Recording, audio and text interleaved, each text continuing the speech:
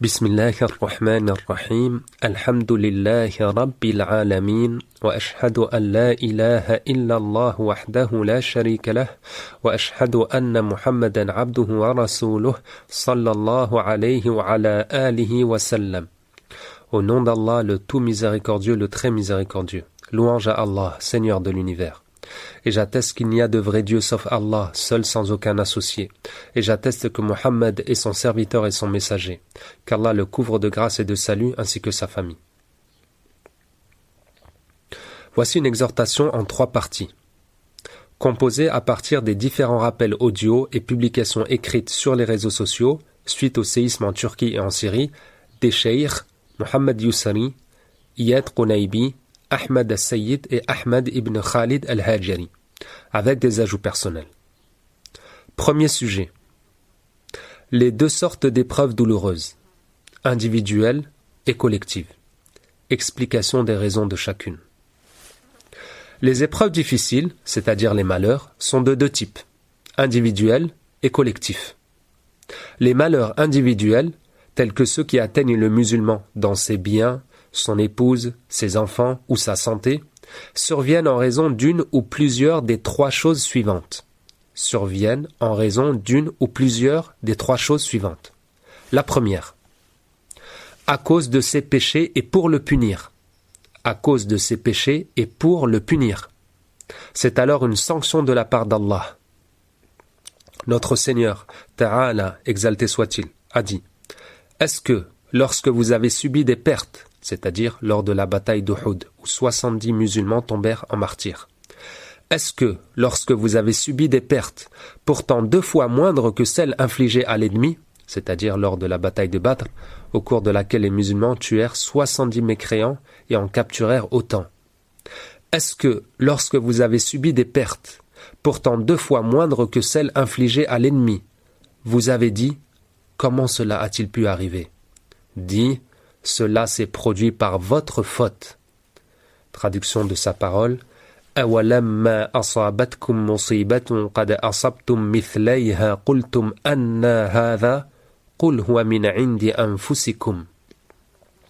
Il a aussi dit, Azza wa Jal, puissant et majestueux soit-il: tout bonheur qui t'arrive est une faveur d'Allah, tandis que tout malheur qui t'atteint est la conséquence de tes œuvres. ما أصابك من حسنة فمن الله وما أصابك من سيئة فمن نفسك. Il a aussi dit: nul malheur ne vous frappe qui ne soit le fruit de vos propres péchés, dont il efface pourtant une grande partie.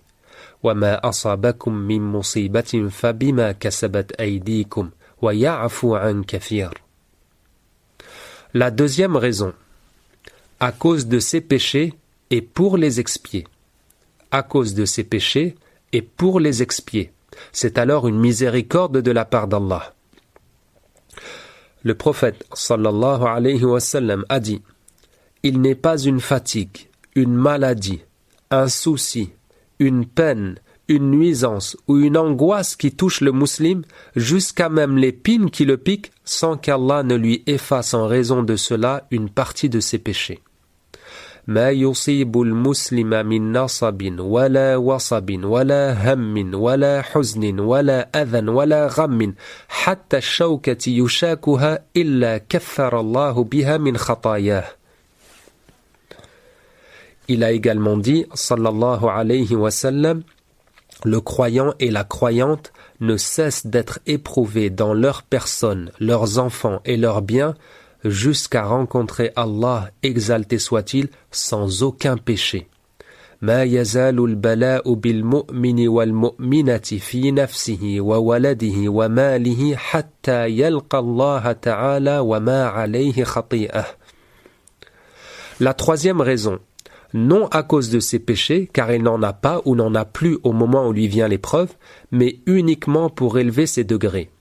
Non à cause de ses péchés, car il n'en a pas ou n'en a plus au moment où lui vient l'épreuve, mais uniquement pour élever ses degrés, et c'est alors un honneur de la part d'Allah.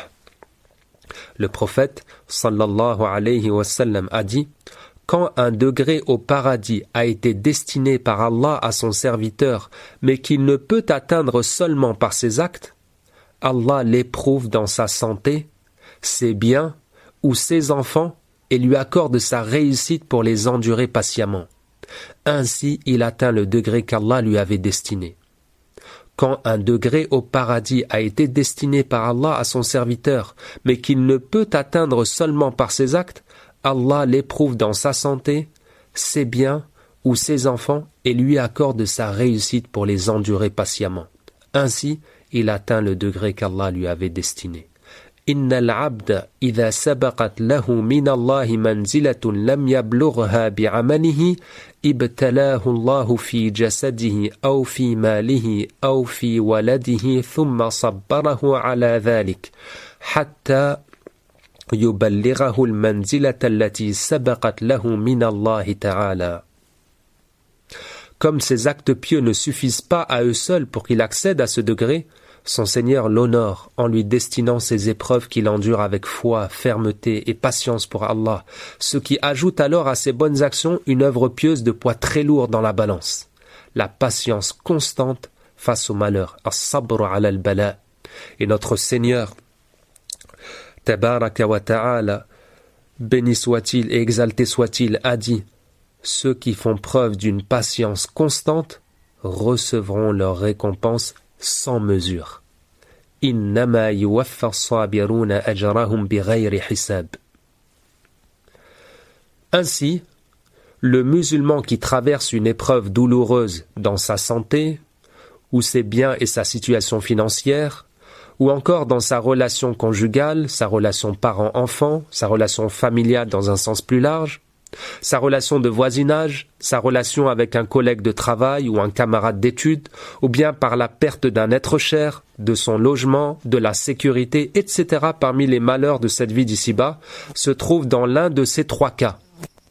Il est en train de subir une punition divine, ou il est en train de recevoir une miséricorde divine, ou bien il est en train de recevoir les honneurs divins. Revenons sur chacun de ces trois cas sur lesquels nous devons connaître d'autres enseignements. Le premier, concernant le musulman qui est en train de subir une punition divine à cause de ses péchés. Le prophète sallallahu alayhi wa sallam a dit: quand Allah veut le bien d'un serviteur, il lui hâte la punition qu'il mérite dans cette vie d'ici-bas. Et si c'est le contraire, il la retarde et laisse son péché tel quel afin de la lui affliger au jour de la résurrection. Quand Allah veut le bien d'un serviteur, il lui hâte la punition qu'il mérite dans cette vie d'ici-bas. Et si c'est le contraire, il la retarde et laisse son péché tel quel afin de la lui affliger au jour de la résurrection. إذا أراد الله بعبد الخير عجل له العقوبة في الدنيا وإذا أراد الله بعبده الشر مسك عنه بذنبه حتى يوافيه يوم القيامة. Concernant le musulman qui est en train de recevoir une miséricorde divine, soit l'expiation de ses péchés, cela est conditionné par une chose: patienter face à l'épreuve douloureuse, l'endurer fermement et patiemment, as-sabr. Le prophète sallallahu alayhi wa sallam a dit: l'ampleur de la récompense dépend de l'ampleur de l'épreuve. Et quand Allah aime des personnes, il les met à l'épreuve. Celles d'entre elles qui agréent la volonté d'Allah gagnent l'agrément de celui-ci, exalté soit-il. Et celles qui se mettent en colère ou qui s'irritent contre les décrets d'Allah récoltent la colère de celui-ci, exalté soit-il. Inna 'idhama al-jaza'i ma'a 'idhami al-bala' wa inna Allah idha ahabba qawman ibtalahum faman radiya falahu ar-rida wa man sakhita falahu as-sukht. Qu'est-ce que signifie patienter face à l'épreuve douloureuse? Qu'est-ce que signifie patienter face à l'épreuve douloureuse? Cela signifie se résigner à endurer d'une belle manière ce que le Seigneur de l'univers a décidé pour nous, tout en rejetant l'injustice qu'il a interdite lorsque la souffrance est causée par la nuisance d'autrui. Point de fatalisme négatif en islam. Endurer d'une belle manière signifie entre autres rester ferme sur sa foi, ses fondamentaux, ses convictions, quelle que soit l'ampleur du malheur. Continuer d'obéir à son Seigneur, continuer d'éviter ses interdits, Ne ressentir à l'intérieur de soi aucune colère, ni haine, ni animosité à l'encontre de son Seigneur et de son décret. Et a fortiori, n'exprimer extérieurement rien de tout cela par des paroles ou des actes, tels que des propos vulgaires, des cris, des coups, des lamentations, etc. Endurer patiemment l'épreuve signifie aussi de ne pas se plaindre du Créateur à la créature, soit ne pas informer les gens des malheurs qu'on traverse sans avoir une raison légitime de le faire. On répète, qu'est-ce que signifie patienter face à l'épreuve douloureuse?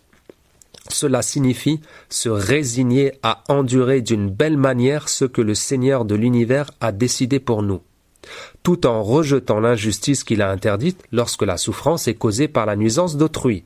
Point de fatalisme négatif en islam.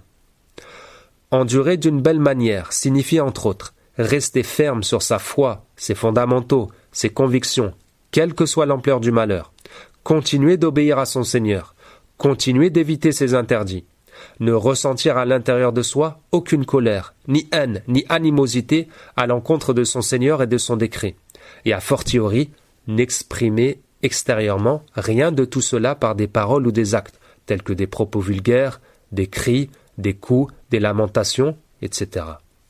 Endurer patiemment l'épreuve signifie aussi de ne pas se plaindre du Créateur à la créature, soit ne pas informer les gens des malheurs qu'on traverse sans avoir une raison légitime de le faire. Souvenons-nous que l'une des 3 raisons qui font que la majorité des gens de l'enfer seront les femmes, comme nous en a informé le messager d'Allah sallallahu alayhi wa sallam, c'est le fait de beaucoup se plaindre aux créatures des épreuves destinées par le Créateur. Et comme sont nombreux les récits des pieux prédécesseurs et les paroles des anciens imams, blâmant le fait de se plaindre aux créatures et faisant attention en cela aux moindres détails, à tel point qu'ils ont jugé détestable pour le malade de gémir, mais illicite si c'est pour exprimer son irritation, son mécontentement contre la volonté d'Allah. Plutôt, nous avons à ce sujet le récit connu d'un prophète, l'ami intime du tout miséricordieux, Khalil ar-Rahman, Ibrahim alayhi salam, venu visiter son fils Ismaïl en Arabie.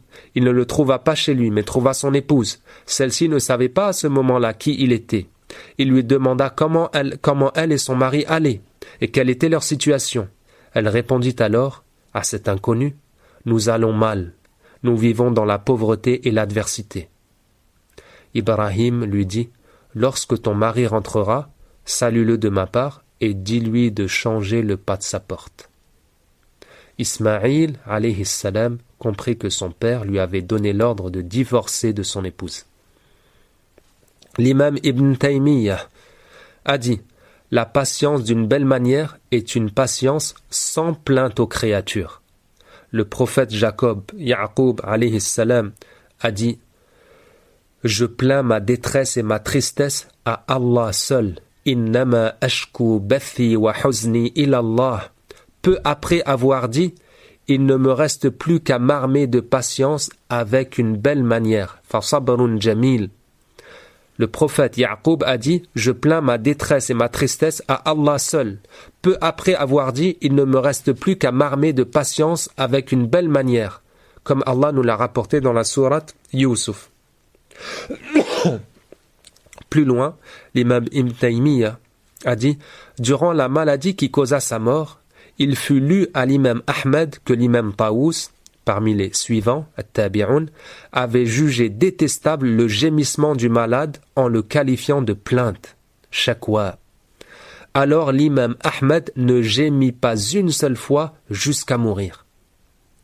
Cela car l'individu qui se plaint à autrui est en train de lui demander, dans les mots de son état, bilisan il-hal, de le soulager de son malheur ou de lui apporter le bien, et le serviteur a reçu l'ordre de demander cela à son Seigneur, non aux créatures. Fin de citation.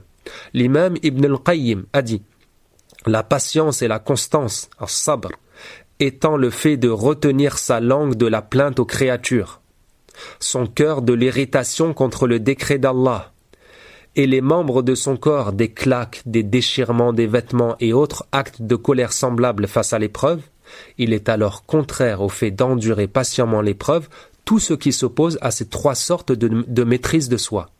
On répète, La patience et la constance, as-sabr, étant le fait de retenir sa langue de la plainte aux créatures, son cœur de l'irritation contre le décret d'Allah, et les membres de son corps des claques, des déchirements des vêtements et autres actes de colère semblables face à l'épreuve, il est alors contraire au fait d'endurer patiemment l'épreuve tout ce qui s'oppose à ces trois sortes de maîtrise de soi. Et parmi cela se trouve l'acte de se plaindre aux créatures. Ash-shakwa ila al-khalq. En se plaignant à autrui de son malheur, le serviteur se plaint en réalité de son Seigneur à une simple créature.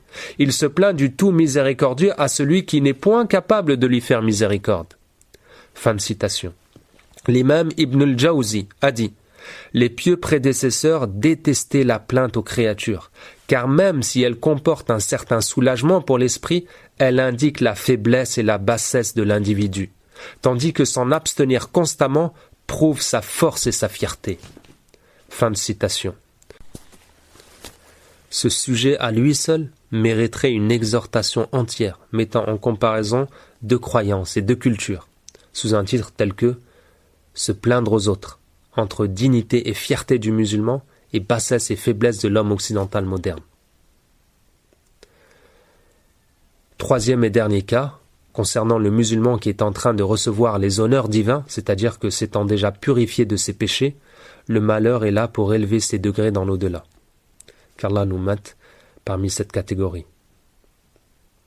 Sujet annexe. La vie première est en soi une mise à l'épreuve. La vie première est en soi une mise à l'épreuve.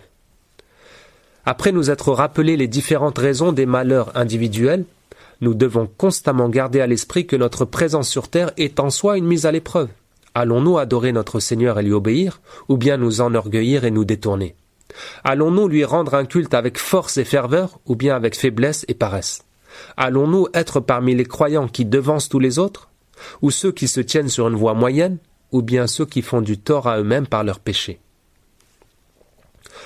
Notre Seigneur, Azza wa Jal, a dit « Béni soit celui qui règne en maître absolu sur la création et qui a pouvoir sur toute chose, celui qui a créé la mort et la vie, afin de vous mettre à l'épreuve et de voir qui de vous accomplira les œuvres les plus méritoires. Celui qui a créé la mort et la vie, afin de vous mettre à l'épreuve et de voir qui de vous accomplira les œuvres les plus méritoires. Il est le Tout-Puissant, le Tout-Clément.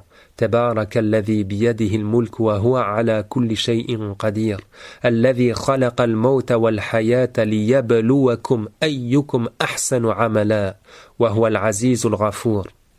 Il a également dit, nous avons, en vérité, fait de ce que porte la terre une parure pour cette dernière, afin de mettre les hommes à l'épreuve et de voir qui d'entre eux accomplira les œuvres les plus méritoires.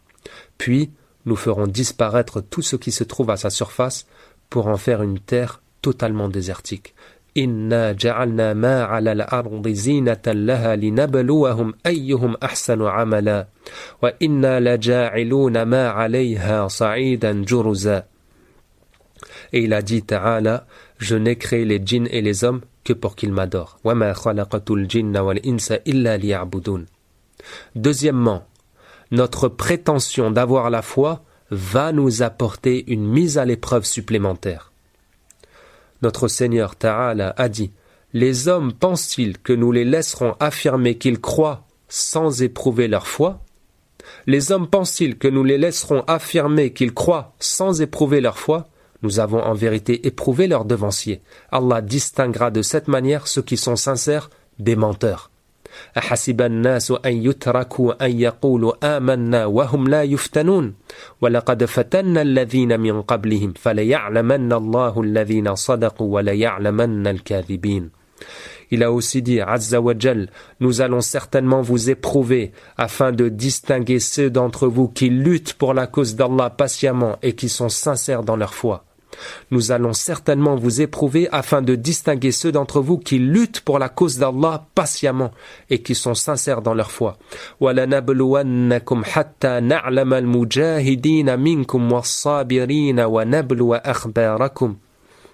Et il a dit, pensez-vous donc entrer au paradis sans qu'Allah ne distingue ceux d'entre vous qui sont prêts à lutter pour sa cause et à endurer les épreuves?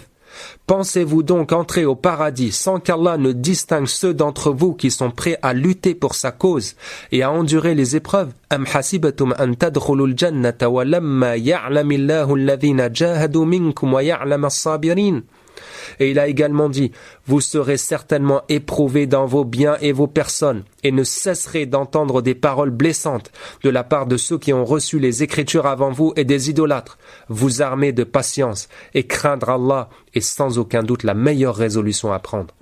لتبلون في أموالكم وأنفسكم ولتسمعن من الذين أوتوا الكتاب من قبلكم ومن الذين أشركوا أذى كثيرا وإن تصبروا وتتقوا فإن ذلك من عزم الأمور. Et il a aussi dit, nous allons vous éprouver quelque peu par la peur, la faim, l'appauvrissement, des pertes en vie humaine et une diminution des récoltes. Fais donc heureuse annonce à ceux qui font preuve de constance, ceux qui, frappés d'un malheur, disent « Nous appartenons à Allah, et c'est à lui que nous retournerons. » Voilà ceux que le Seigneur couvre de ses bénédictions et de sa miséricorde, voilà ceux qui suivent la bonne direction. وَلَنَبْلُوَنَّكُمْ بِشَيْءٍ مِّنَ الْخَوْفِ وَالْجُوعِ وَنَقْصٍ مِّنَ الْأَمْوَالِ وَالْأَنفُسِ وَالثَّمَرَاتِ وَبَشِّرِ الصَّابِرِينَ الَّذِينَ إِذَا أَصَابَتْهُم مُّصِيبَةٌ قَالُوا إِنَّا لِلَّهِ وَإِنَّا إِلَيْهِ رَاجِعُونَ أُولَئِكَ عَلَيْهِمْ صَلَوَاتٌ مِّن رَّبِّهِمْ وَرَحْمَةٌ وَأُولَئِكَ هُمُ الْمُهْتَدُونَ. Troisièmement, si nous avons acquis force et fermeté dans la foi, les épreuves difficiles qui vont venir.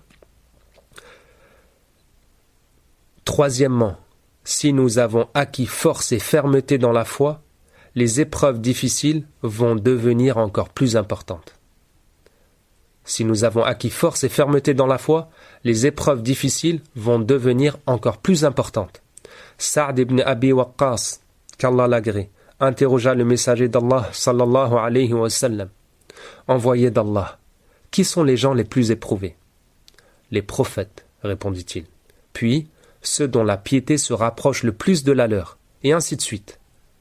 Chaque homme est alors mis à l'épreuve en fonction de son degré de culte. Si celui-ci est élevé, reposant sur une conviction ferme, les épreuves qui s'en suivront seront difficiles. Et s'il est faible, reposant sur une conviction légère, les épreuves qui s'en suivront seront proportionnelles. Des serviteurs ne cessent d'être éprouvés jusqu'à se retrouver à marcher sur la terre sans aucun péché restant à leur encontre. Envoyé d'Allah, qui sont les gens les plus éprouvés? Les prophètes, répondit-il. Puis ceux dont la piété se rapproche le plus de la leur, et ainsi de suite. Chaque homme est alors mis à l'épreuve en fonction de son degré de culte. Si celui-ci est élevé, reposant sur une conviction ferme, les épreuves qui s'en suivront seront difficiles. Et s'il est faible, reposant sur une conviction légère, les épreuves qui s'en suivront seront proportionnelles. Des serviteurs ne cessent d'être éprouvés jusqu'à se retrouver à marcher sur la terre sans aucun péché restant à leur encontre. قلت يا رسول الله أي الناس أشد بلاء قال الأنبياء ثم الأمثل فالأمثل فيبتلى الرجل على حسب دينه فإن كان في دينه صلبا اشتد بلاؤه وإن كان في دينه رقة ابتلي على حسب دينه فما يبرح البلاء بالعبد حتى يتركه يمشي على الأرض ما عليه خطيئة. Et notre Seigneur Ta'ala a dit, pensez-vous entrer au paradis, vous croyants, sans avoir été éprouvés comme l'ont été vos devanciers? Ils furent touchés par la misère et les souffrances et durement ébranlés, au point que les messagers et leurs compagnons se sont demandé quand donc viendra le secours d'Allah. Sachez que le secours d'Allah est tout proche. أم حسبتم أن تدخلوا الجنة ولما يأتكم مثل الذين خلوا من قبلكم مستهم البأساء والضراء وزلزلوا حتى يقول الرسول والذين آمنوا معه متى نصر الله ألا إن نصر الله قريب. Enfin, si nous respectons les règles de l'examen, endurez patiemment l'épreuve malheureuse et endurez avec gratitude l'épreuve bienheureuse, si nous respectons les règles de l'examen, endurez patiemment l'épreuve malheureuse et endurer avec gratitude l'épreuve bienheureuse. Nous sommes toujours gagnants, dans toute situation et à chaque moment. Allah tabaraka wa ta'ala a dit, en réalité, chaque être est appelé à mourir. Nous avons fait de la vie une succession de peines et de joies afin de vous éprouver. Puis, c'est à nous que vous serez tous ramenés. Kullu nafsin dha'iqatul maut wa nabluukum bish-sharri wal khayri fitnah wa ilayna turja'un. Et son messager sallallahu alayhi wa sallam a dit, le cas du croyant est vraiment étonnant. Tout ce qui lui arrive lui est bénéfique. Tout ce qui lui arrive lui est bénéfique. Ce qui n'est donné qu'aux croyants. Si un bonheur l'atteint, il se montre reconnaissant, ce qui est un bien pour lui. Et si un malheur le touche, il se montre patient, et c'est également un bien pour lui. Ajaban li amril mu'min, inna amrahu kullahu khayr, wa laysa dhalika li ahadin illa lil mu'min. إن أصابته سراء شكر فكان خيرا له وإن أصابته ضراء صبر فكان خيرا له. Fin de cette première partie. Dans la suivante, Inch'Allah, nous parlerons du deuxième type de malheur, les malheurs collectifs, puis nous nous exhorterons sur une autre sorte de malheur ici-bas, la plus dangereuse de toutes. Qu'Allah nous inscrive parmi ses serviteurs shakirin et sabirin, reconnaissant, patient et constant. Walhamdulillahi rabbil alamin wa sallallahu wa sallama wa baraka ala abdihi wa rasulihi Muhammadin wa ala alihi. Louange à Allah, Seigneur de l'univers, et qu'Allah couvre de grâce, de salut et de bénédiction son serviteur et son messager Muhammad ainsi que sa famille.